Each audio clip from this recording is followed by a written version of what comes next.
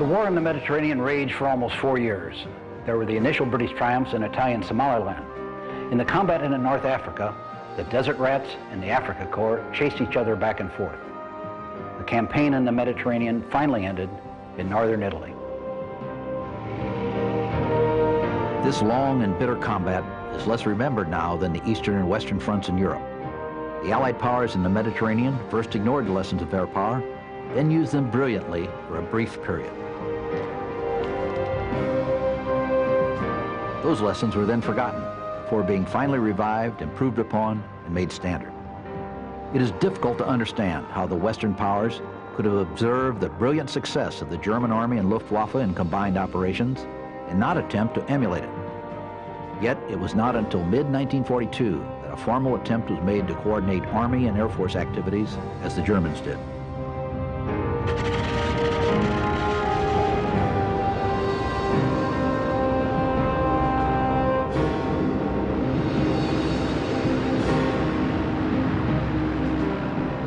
The importance of the Mediterranean area was evident to the leaders of all warring nations. Churchill would have preferred to fight the entire war there, pecking round its edges to reach what he called the soft underbelly of Europe. That way, he would have avoided an invasion that for the third time would place the British Army in combat with the Germans in France. Hitler placed less importance on the area, but he did have grandiose ideas about using Egypt as a jumping-off spot for an invasion of the Middle East. In sheer size, the Mediterranean theater was larger than the Russian front. It extended 2,200 miles from Gibraltar to the Suez Canal. It averaged 500 miles in width. In its own way, it could be as inhospitable as Russia, with long seasons of blazing heat and sandstorms instead of driving snow. Russia and the Mediterranean had many things in common. One was mud. Torrential rains in Africa could turn the ground into muddy swamps that were even more difficult to cover than the Russian bogs. Another similarity was the dependence on tenuous supply lines. In Russia, the German lifeline was the railroad. That was subject to constant guerrilla attacks and had to be supplemented by airlift. In North Africa, the Germans depended on ships rather than trains. They used cargo aircraft to a greater degree than in Russia.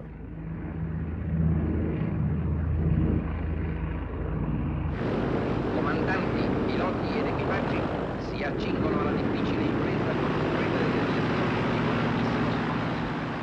Air combat in the Mediterranean was initiated by the Italians. They made the first of many attacks on Malta on June 11, 1940. Immediately after the declaration of war. Before the war, Mussolini had used the Italian Air Force, the Regia Aeronautica, as a fascist showpiece. In the late 20s and early 30s, his backing enabled Italian flyers to set many records. In 1933, the brilliant airman General Italo Balbo led a flight of Savoia Marchetti flying boats from Ortebello in Italy to Chicago.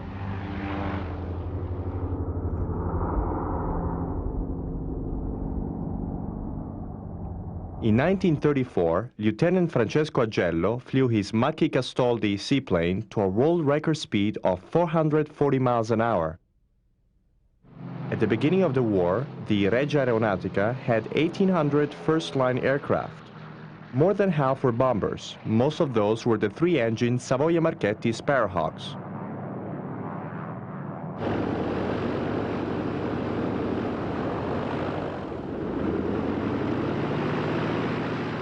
The Sparrowhawk's performance compared well with the German Heinkel HE-111 or the British Bristol Blenheim. It had a top speed of 270 miles an hour. It could cover 1,242 miles with a 2,755-pound bomb load.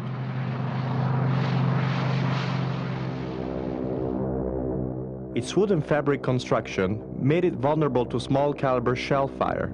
It flamed readily. But the pilots loved its maneuverability, and it was easy to maintain. Its major uses were as a level bomber and as a close support plane, but the Sparrowhawk was probably the best torpedo bomber of the war in any air force.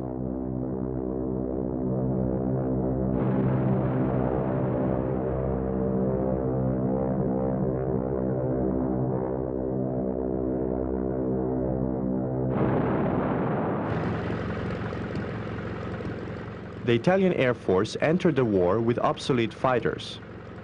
Most of them were the elegant Fiat CR-42 Falco. They were the last biplane fighter manufactured by any of the nations involved in World War II. The biplane configuration lent itself to the natural talents of the Italian flyers, who excelled in aerobatics.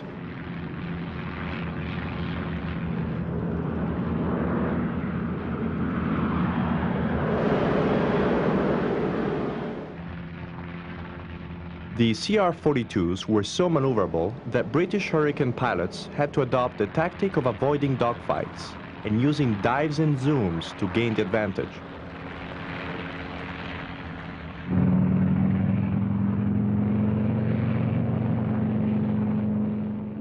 The early Italian monoplane fighters, the Fiat G50 Freccia and the Macchi Castoldi Saetta, were delightful to fly, but they did not have the maneuverability of the CR-42s or the speed of the British fighters. Italy had no powerful modern engine to place in its fighters. Later, when German engines were fitted, the story was different.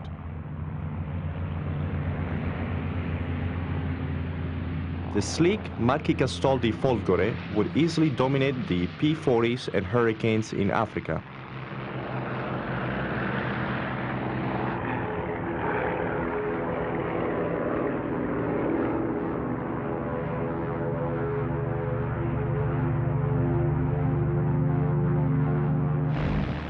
Later versions of these fighters were equivalent in most respects to the Focke-Wulf FW-190 or the North American Mustang.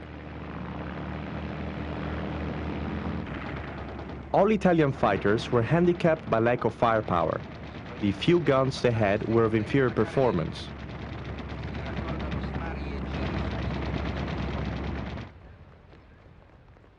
Overall, the Italian Air Force was deficient in quantity and serviceability. Only 1,500 of the Centauro and Folgore fighters would be delivered before Italy's capitulation in 1943. Serviceability levels often fell to as low as 30%. One of the problems was that the Italian fighter designs were too elegant for the tough North African theater. If the British Hurricane was a Ford, the Macchi Castoldi Folgore was a Ferrari.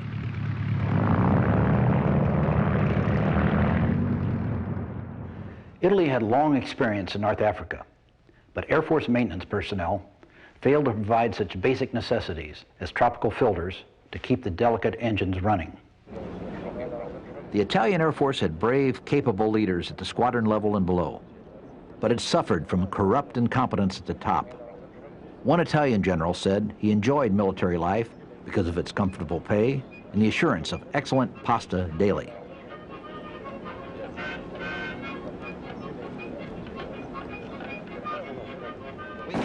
There was a total lack of foresight in everything, from basic strategy to procurement, logistics, and training. But courage in the cockpit was not lacking.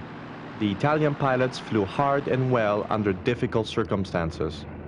They distinguished themselves in difficult battles in Africa, the Balkans, Russia, and even their homeland.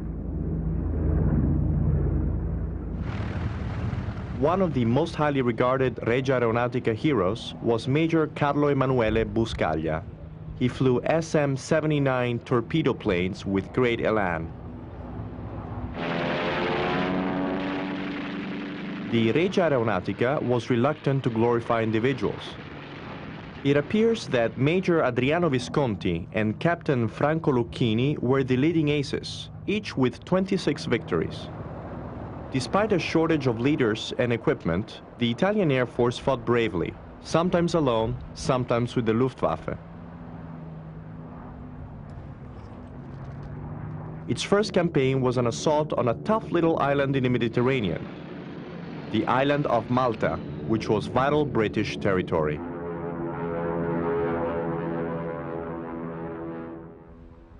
One of the great myths of the war is that three ancient Gloucester Sea Gladiator biplanes named Faith, Hope and Charity held out alone against the full might of Mussolini's air force.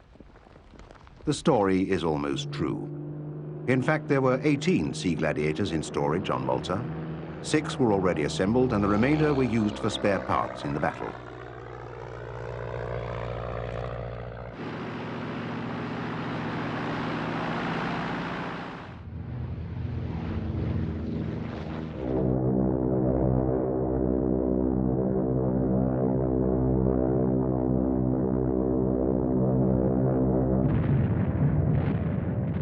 In the autumn of 1940, following the fall of France, the Italian attacks on Malta diminished. The air officer commanding in Malta, Air Vice Marshal Hugh P. Lloyd, was determined to turn Malta into an offensive base. Lloyd reinforced Malta with Hawker Hurricanes and Fairey Fulmars. The Fulmar was a development of this aircraft, the unsuccessful Fairey battle.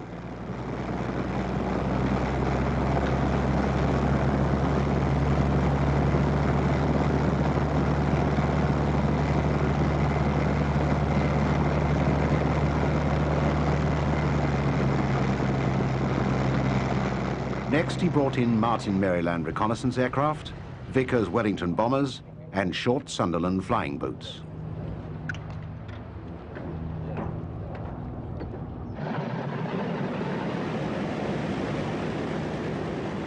Malta was transformed into a formidable threat. The Wellingtons began attacking targets as far away as Tripoli and Albania.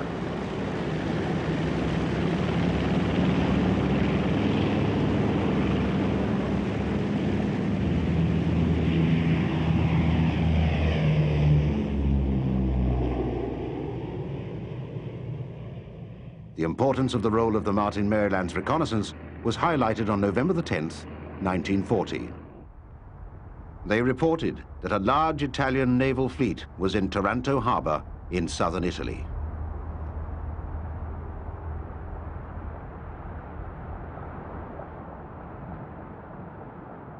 Fleet Air Arm Fairey Swordfish torpedo aircraft took off from the carrier Illustrious on a successful raid against the fleet.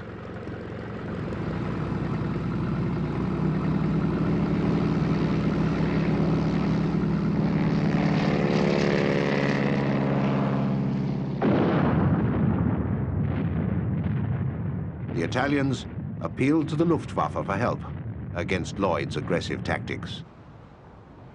The veteran Fliegerkorps 10, the most experienced anti-shipping unit in the world, was sent to Sicily. It arrived in January 1941. Its task was to neutralize Malta as a base for British naval and air forces. Then it was to interfere with British supply routes. Its third task was to support German operations in North Africa.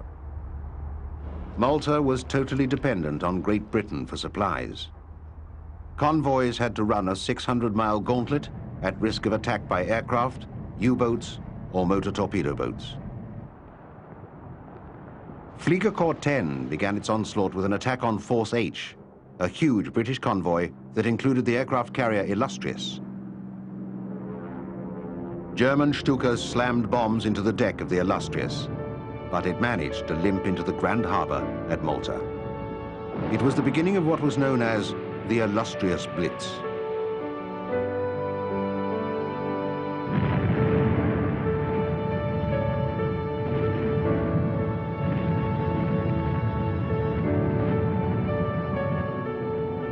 There were 4 attempts to resupply Malta by convoys from January through March 1941. Most were thwarted by the Germans, and only 26,000 tons of supplies reached port. Then, for the next 3 months, nothing came through. The fighter force on Malta was replenished by flying land-based aircraft off carriers stationed just outside the range of Axis bombers. But the Germans would attack British aircraft as soon as they landed. They hammered Malta every day. They established air superiority and bombed docks and airfields repeatedly. the German forces based on Sicily had an advantage. Because they were so close to Malta, radar warning came too late for the RAF defenders to gain altitude.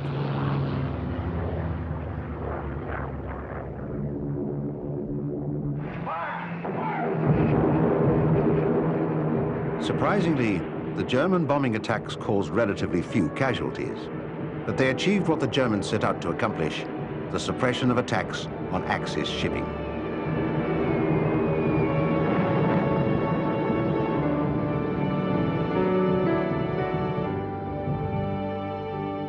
British losses were heavy, as high as 25% for sustained periods.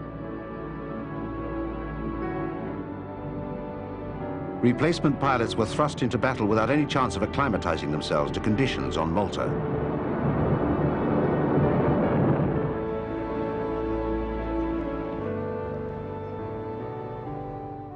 In April 1941, the German units began to withdraw. They had to prepare for Hitler's invasion of the Soviet Union. The Italian Air Force took over the attacks on Malta. Their level of intensity was lower. The greatest opportunity for an invasion was gone. In the fall of 1941, the Germans faced a crisis in supplying Rommel's troops in North Africa. In October, 63% of all cargoes dispatched to North Africa was sunk. The Germans decided to gain air and sea supremacy between southern Italy and Africa. Field Marshal Kesselring assumed command of all German Air Force units in the Mediterranean. Kesselring's Luftflotte II was brought from the Russian front, weakening the Luftwaffe's attack on Moscow. Kesselring's assault began in late December and lasted through May. Sorties, sometimes approaching 5,000 per month, suppressed British attacks on Axis shipping. German supplies were now able to reach North Africa, building up for what was to be an ever-changing war. The vast North African desert has been described as a tactician's paradise and a quartermaster's hell. The open, flat terrain lent itself to engagements much like great naval battles. But the long distances and harsh climate made sustaining units in combat very difficult. The series of 5 campaigns in the desert has been described as a battle of the airfields.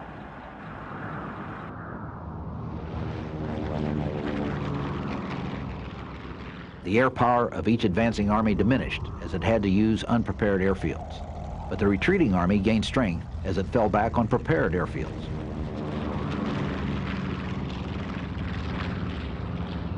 The first British success in the Western Desert began in November 1940.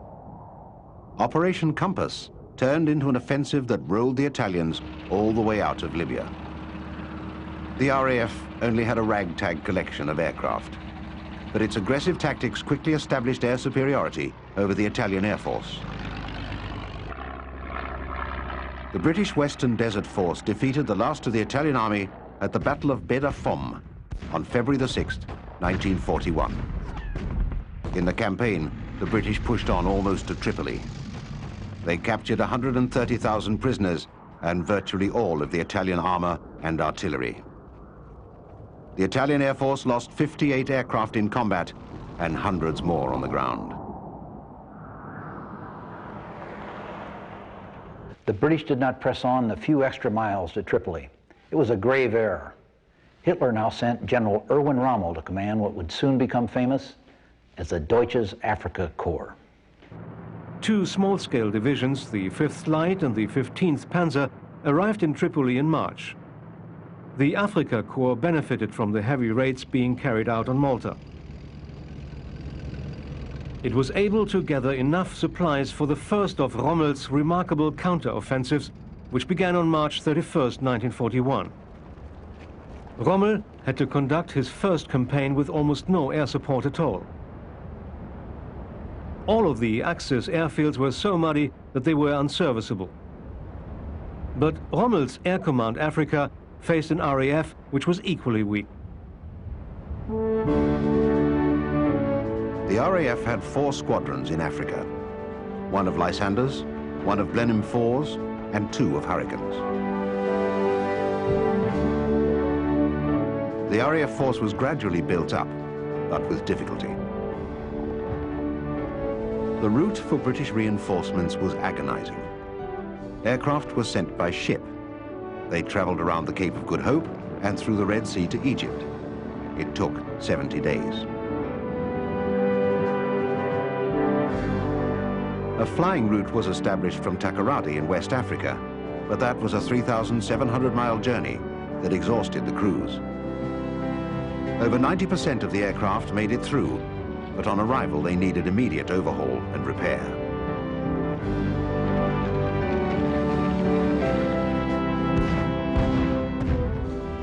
A curious war within a war developed.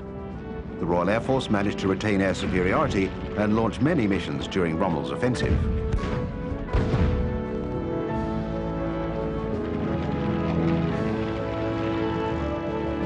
But it was unable to prevent the Germans from using their expertise in air, armor, and anti-tank guns to pry open the British defenses. The British Army was simply unable to cope with the Afrika Korps' slashing tactics. It fell to the RAF to prevent the situation from turning into a complete rout. Air Chief Marshal Arthur W. Tedder was appointed Air Officer Commander-in-Chief, Middle East, on May the 5th, 1941. At that stage, he lacked the most important commodity in British service, the confidence of Winston Churchill. Churchill feared that a Russian collapse would free scores of German divisions for Africa. He wanted an offensive as soon as possible to drive Rommel back and preempt the Afrika Korps' next drive. Both sides built up supplies slowly. Rommel's were interrupted by air activity from Malta, and those of the British 8th Army by the long distances involved. Great Britain struck first. Operation Crusader was launched on November the 18th, 1941. Britain had overwhelming superiority on the ground and in the air. The British took advantage of the bad weather which was immobilizing the Luftwaffe on its poorly prepared forward bases. Within 3 days, complete air superiority had been established.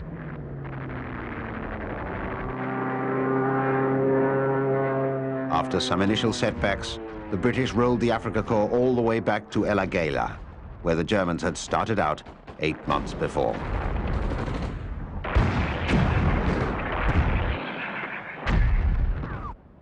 Meanwhile, the renewed German assault on Malta opened Rommel's supply lines. He made the best use of a minimum resupply of tanks. On January 21st, 1942, he bounced back at the British. He destroyed the strung-out, fuel-short British Army units and recaptured much of the territory he had just lost. RAF Hurricanes used as fighter bombers saved the day. Fighter bombers were faster than their light bomber counterparts.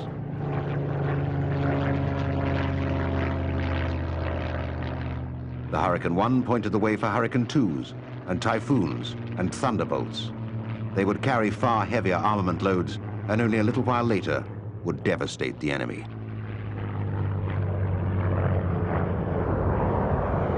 After Rommel's first thrust, he halted to build up his forces. Opening the port at Benghazi gave him extra supplies. This allowed him to thrust forward again on May 26. It was the beginning of a triumphant march which seemed to confirm the end of the British Empire.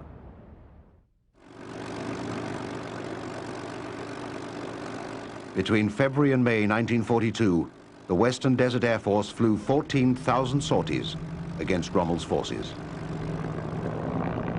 The aircraft were obsolete Blenheim light bombers, American P-40 Tomahawks, and Hurricane 1s. 300 aircraft were lost.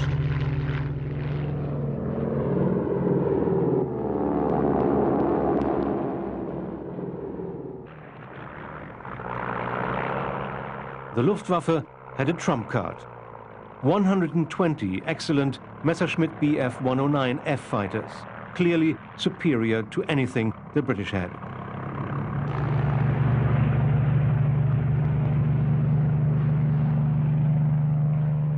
Overhead, the British Desert Air Force battled it out with the Luftwaffe.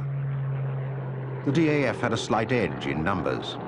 600 aircraft against the 530 of the combined German-Italian force. The British had greater strength on the ground, but its efforts were badly coordinated. Rommel was able to move forward. He captured Tobruk on June 21, 1942, after a two-day assault. Here the Stukas were again at their most formidable. They destroyed British strong points with incredible accuracy.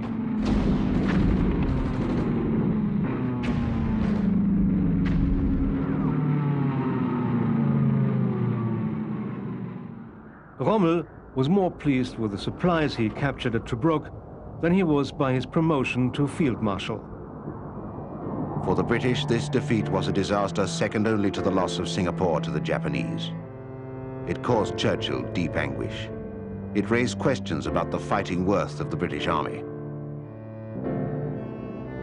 But there was also a cost to the Germans. Hitler decided that since Tobruk had been captured, there was no reason to attempt to take Malta.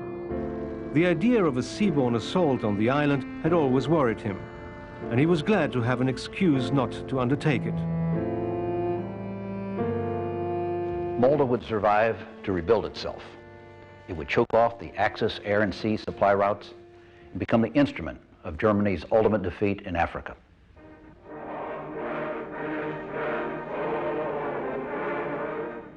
Also, the British defeat would give Churchill further weapons in his argument for an Allied invasion of Africa in 1942.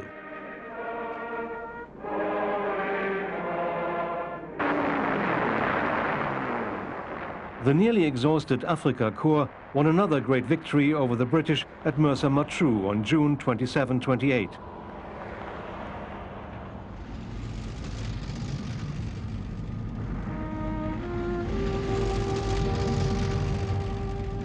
Then it drove on to fight the First Battle of El Alamein. Its strength was now reduced to 40 tanks.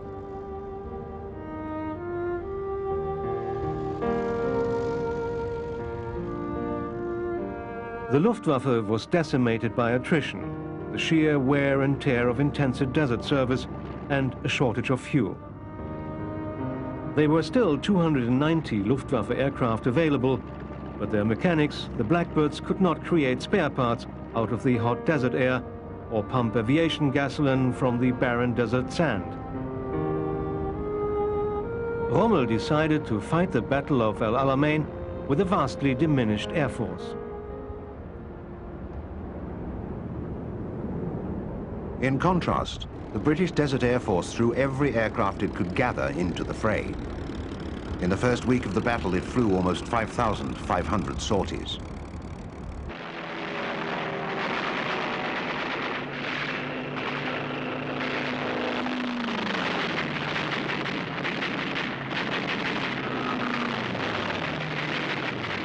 Rommel was capable of combating superior numbers of tanks on the ground, but his armor melted away in the air assault.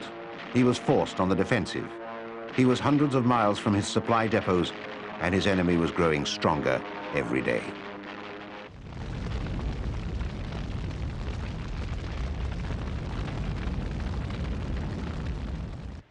A waiting game began. It served the British better than the Germans. The Nazi High Command was locked in a great battle on the Eastern Front against 360 Soviet divisions. It saw the British 8th Army in Africa as small potatoes. But the British attitude was different. Africa was the only place where British soldiers were fighting the Germans. Churchill considered the African theater to be critical to the outcome of the war. Churchill appointed General Sir Harold Alexander as general officer in command.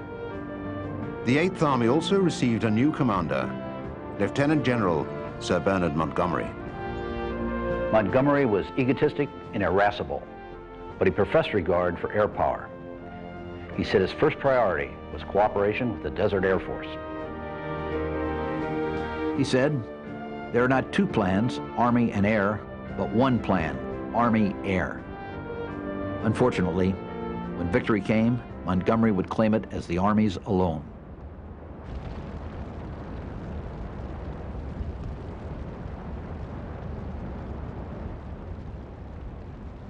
August 1942 became the turning point in the Egyptian desert for the Afrika Korps.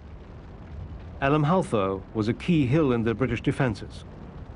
It was there that Rommel, the Desert Fox, made his last desperate attempt to win a decision in the Western Desert and march to Cairo. Rommel knew that his inferiority in numbers and supply ruled out a defensive war. He gambled one more time on the offensive. British ultra-intelligence revealed the date Rommel intended to begin his offensive, August the 30th. Ultra also pinpointed Rommel's convoys, depriving him of as much as 80% of his supplies and 40% of his fuel. Alerted by Ultra, the British began a day and night bombing operation on August the 21st. They secured almost complete command of the air with 22 squadrons of fighters.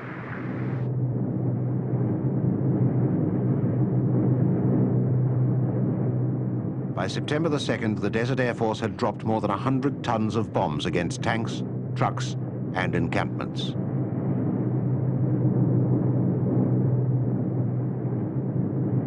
They devastated the morale of Rommel's troops. The DAF used American-built bombers, Martin Baltimores, Douglas Bostons, and a US AAF squadron of B-25 Mitchells. The German Stukas, once so formidable, had now to jettison their bombs to escape the swarming Allied fighters.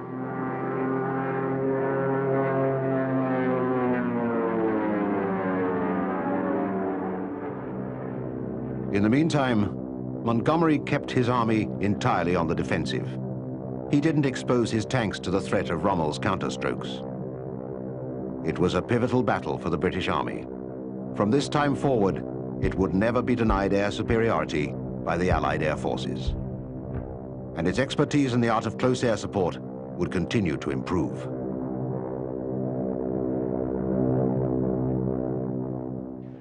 The battle for Alam Halfa was immensely significant for the air war. It painted in bold strokes what was in store for Germany. It made an indelible impression on Rommel. When he was later given a command in France to resist the coming invasion, Rommel based all his strategy on the assumption of overwhelming Allied air power.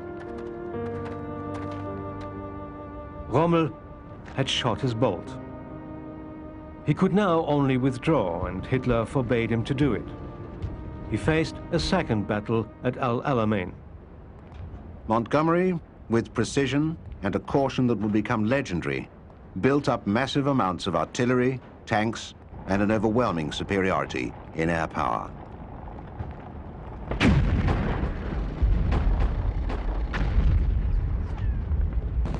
A blizzard of air attacks raged from October 23rd to November the 4th.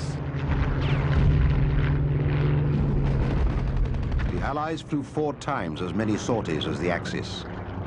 The German Stukas were of little use in a defensive mode. The Axis air forces were overwhelmed. The British 8th Army broke Rommel, but despite his losses, his lack of air cover and shortage of fuel and vehicles, he conducted a masterly retreat. Montgomery seemed paralyzed by his victory. He was unable to follow up in the famous desert rat style of the past. At the same time, his uncontrollable ego took over. He took full credit for the victory over Rommel. This started a breakdown in the warm relations he'd had with the air commanders. They were distressed by Montgomery's unwillingness to pursue Rommel. They set up improvised airfields far behind the retreating Afrika Korps and conducted virtual guerrilla operations against the long lines of fleeing Axis vehicles.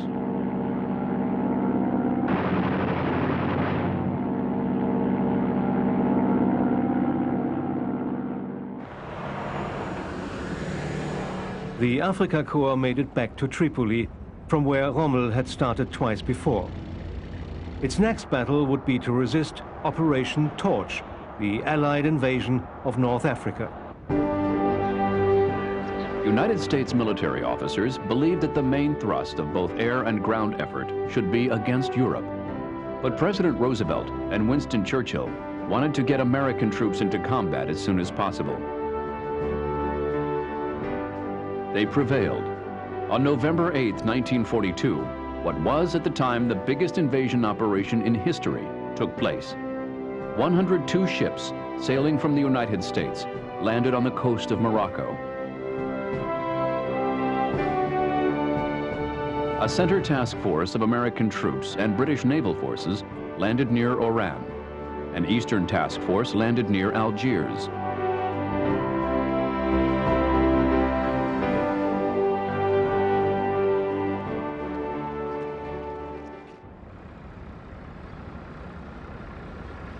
Germany aggressively seized a defensive line in Tunisia. It began pouring in equipment, aircraft and manpower. The buildup of forces would include 250,000 soldiers and the latest weapons, including brand new Tiger tanks. Most of the lessons on close air support, learned at great cost in the Western Desert, were ignored in the opening stages of Operation Torch. There were conflicts within both the RAF and the USAAF. There were also conflicts between the two air forces, and the physical separation of their headquarters prevented any effective cooperation.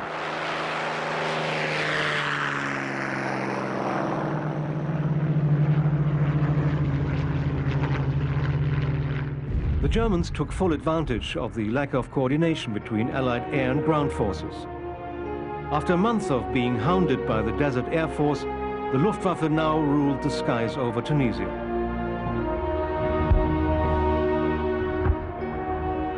Air superiority for the Germans was not gained by weight of numbers, but by superior aircraft. The Allies still had nothing to match the Bf-109F and the Bf-109G, and the Germans also had the advantage of hard surface airfields. After Rommel's successful retreat from El Alamein, the Germans were able to concentrate their forces in Tunisia. The Axis forces in North Africa now had shortened supply lines. Their priority in the overall war effort was increased. On the Allied side, Tedder was put in charge of the Mediterranean Air Command. Under him was the American Major General Carl Spaatz. Jimmy Doolittle commanded the Northwest African Strategic Air Force. The RAF veteran Conyngham was given the Northwest Africa Tactical Air Force.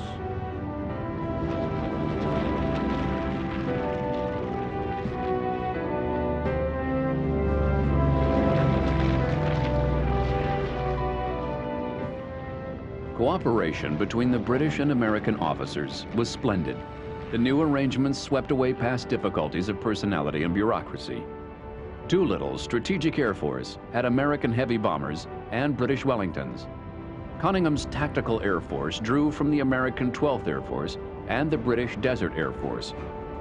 The great changes in attitude and approach of the Allied forces would have tremendous bearing on the Battle of the Mareth Line. The Mareth Line had been built by the French as a defense against Italian invasion from Libya.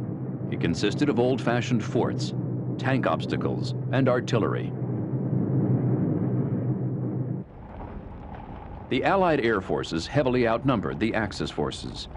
Important new aircraft had been added to the inventory. Spitfires were now available to combat the Messerschmitts. The Hurricane 2D made its appearance. Two 40mm cannon under the wings reduced its speed, but made it deadly against tanks. At a time when the German Air Transport Force was being throttled into extinction, the Allied airlift capability was coming into its own. It would increase on a scale unimagined by any Air Force or Army commander. The Desert Air Force won the Battle of the Mareth Line with a furious assault that began with level bombing attacks that kept enemy troops in their positions.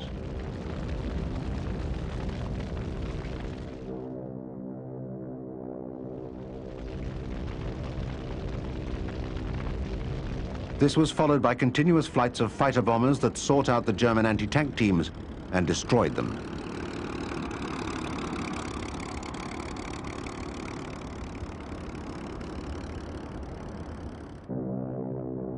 In just over 2 hours, 412 sorties by the Desert Air Force cracked open the Mareth Line so that tanks could push through without difficulty.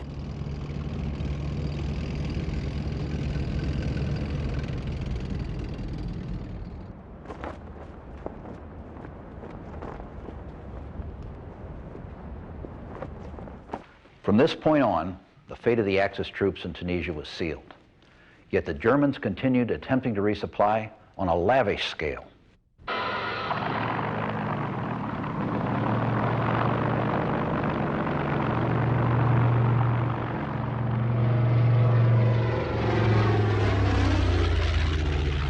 But Allied bombers virtually sealed off Tunisian ports and picked off individual ships trying to sneak in.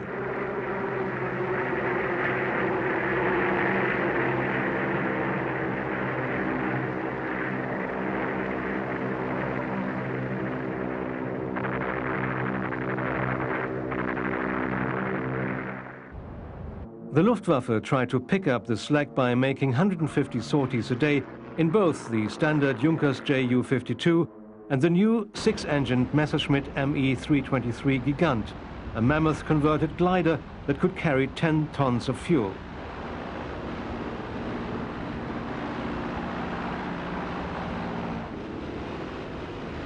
The Gigant was originally designed as a transport to support Hitler's Blitzkrieg, lightning war. But in the Mediterranean, it would be at the mercy of the Allies.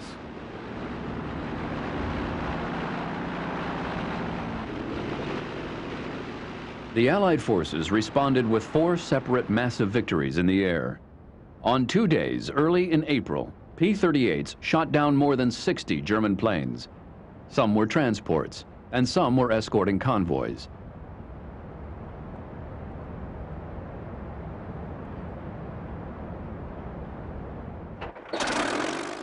Then on April 18th, the famous Palm Sunday massacre occurred.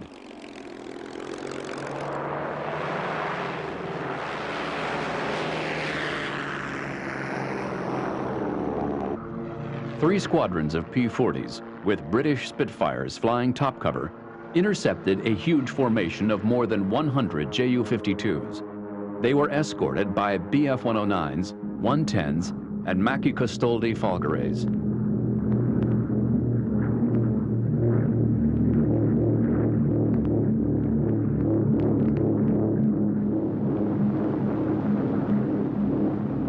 "78 Axis aircraft were shot down.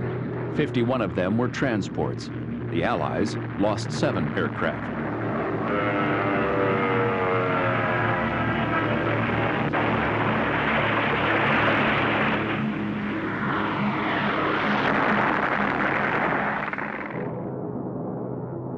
On April 22nd, a formation of 21 fuel-carrying Messerschmitt Gigants were caught over the Gulf of Tunis by Allied fighters. They were completely destroyed. The huge aircraft blew up in spectacular fashion.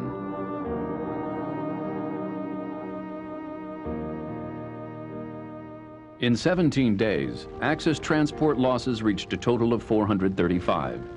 The losses came after the German disaster in Stalingrad. The Luftwaffe's transport strength in aircraft and crews was destroyed. The Tunisian fighting ended on May 13th, 1943. The Axis defeat was as great as at Stalingrad. 250,000 prisoners were taken. From this point on, Allied air power would reign supreme. It would meet only token resistance through the invasions of Sicily, Italy, and southern France.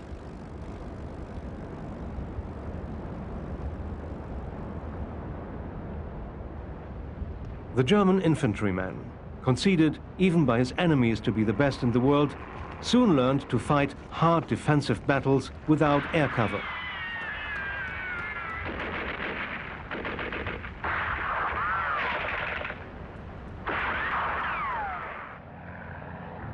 The fighting in the Mediterranean theater had seen the introduction of several important new American aircraft into the combat. The Lockheed P-38 Lightning proved to be highly versatile. It was used for long-range escort, reconnaissance, and ground attack. The Lightning was never to be the success in the European theater that it became in the Pacific, but it was a valuable commodity in the desert. The Bell P-39 was valuable in the ground attack role, but it had to be escorted because it could not hold its own against enemy fighters. Among the bombers, the North American B-25 demonstrated that it was a workhorse.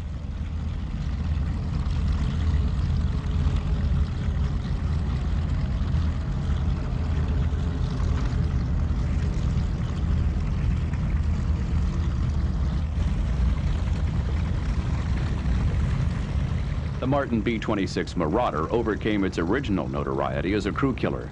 It was to become one of the most highly respected bombers of the war.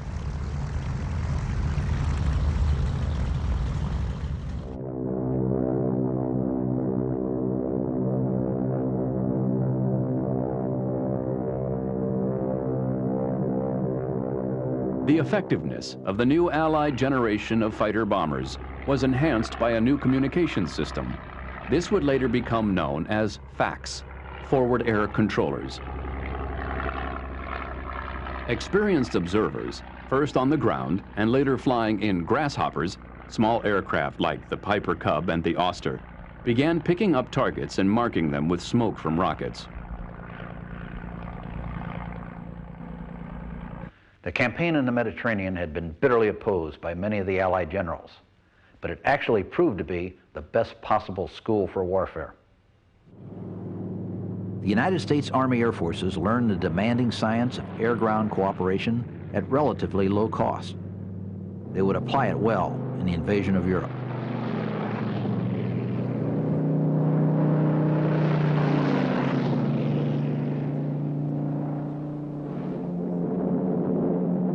The lessons learned were incorporated into a new field manual. It was published on July 21st, 1943. It would govern the great air armies that would demolish Hitler's fortress Europe. Field Manual 100-20 stated that land power and air power are co-equal and interdependent forces. Neither is an auxiliary of the other. The manual further emphasized that the gaining of air superiority is the first requirement for the success of any major land operation. Finally, it dictated that control of available air power must be centralized and command must be exercised through the Air Force commander if this inherent flexibility and ability to deliver a decisive blow are to be fully exploited.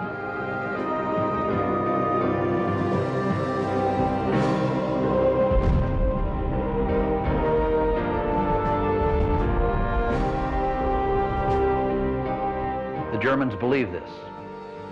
The Russians had learned it the hard way, but the Allied forces would exploit it to a degree never before achieved.